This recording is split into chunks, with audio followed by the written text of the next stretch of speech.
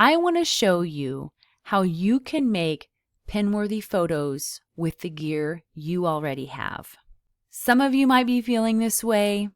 I know I felt this way before my very first photography workshop. It was a really big investment for us, and I was so afraid I didn't have what it took. Because, listen to why, because I had a budget camera and a cheap lens. And it actually caused me quite a bit of anxiety leading up to this workshop because I was going into it thinking these people are professionals. They've been doing this for a while. You know, they all know what they're doing. They have like expensive gear. And here I'm going to come in with my little budget camera. I'm not going to be able to keep up with everybody. And they're not going to take me seriously because I don't have like a big girl camera. And I want to tell you something that I really wish somebody would have told me in that moment.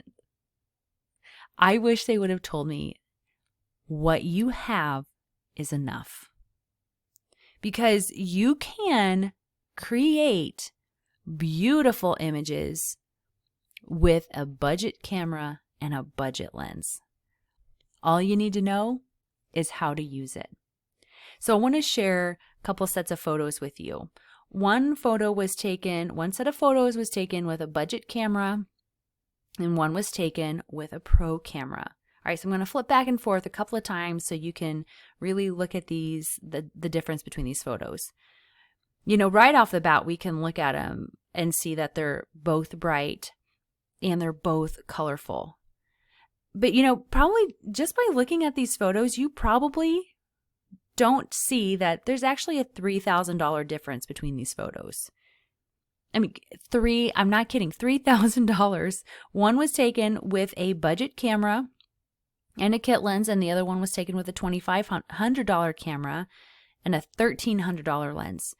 Don't be intimidated by those prices. Don't be like, oh my gosh, I'm never going to be able to do this. Did you hear how much that was? Don't go there, okay? Stay with me.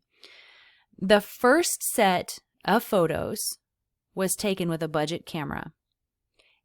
The second one was taken with the pro camera and the pro setup. And I want to tell you, you can create beautiful images with budget gear. And I'm going to walk you through 3 tips that you can start applying now to create beautiful images with the gear you have. Okay, first, light is foundational. If I were to go back to these photos right here, you guys, the common denominator here is light. I've got different camera. I've got a different lens.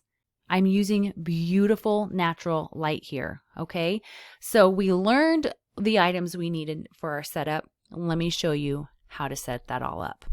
Okay, so you're going to place your styling board parallel to the window.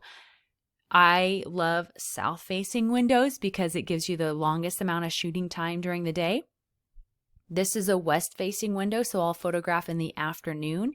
And if I have any direct light coming in through that window onto the board, I will use my diffuser, okay? So I will add my reflector opposite of the light source, and that's going to keep the light concentrated and bouncing back onto the board. Okay, we're creating a light trap. We're keeping all of that light in one area. Okay, and that light is going to flood our camera. Our cameras love light. Tip number 2 is to fix your lens. This is a tip for those of you working with an 18 to 55 millimeter kit lens, such as this one right here.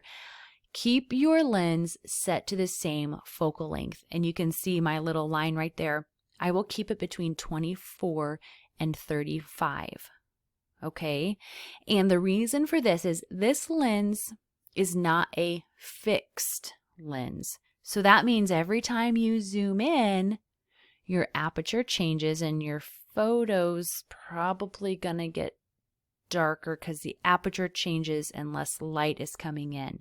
Now, we get into all of those camera settings inside of Pretty Focus, but what is happening is every time you move, it is closing the aperture closes up and it lets less light into the camera, okay? And so that creates inconsistent photos in camera. And so I'm always looking for consistent photos in camera. So whenever I'm working on this lens, I like to keep it fixed on that focal length. So that also means that I am doing a little bit more work, okay? That means instead of using the camera to zoom in and out, I'm actually going to be physically moving myself closer or further away from my subject.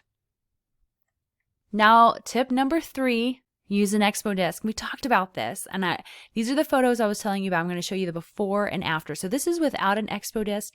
This is on auto white balance. You know, digital cameras are wonderful. They're so smart. They're getting smarter. The technology is great, but sometimes they need a little help in the white balance department. We got to tell them what white looks like in the different lighting scenarios. Okay, that's where the expo disc comes in. So here's on auto white balance, and this photo right here is with an expo disc. So I set a custom white balance on my camera, and I hope you could see that difference. If you're colorblind, you may not have, but this expo disc creates a noticeable difference immediately. This photo was not edited. It was straight off a camera. The only difference between these two photos is this one was taken with an expo disc.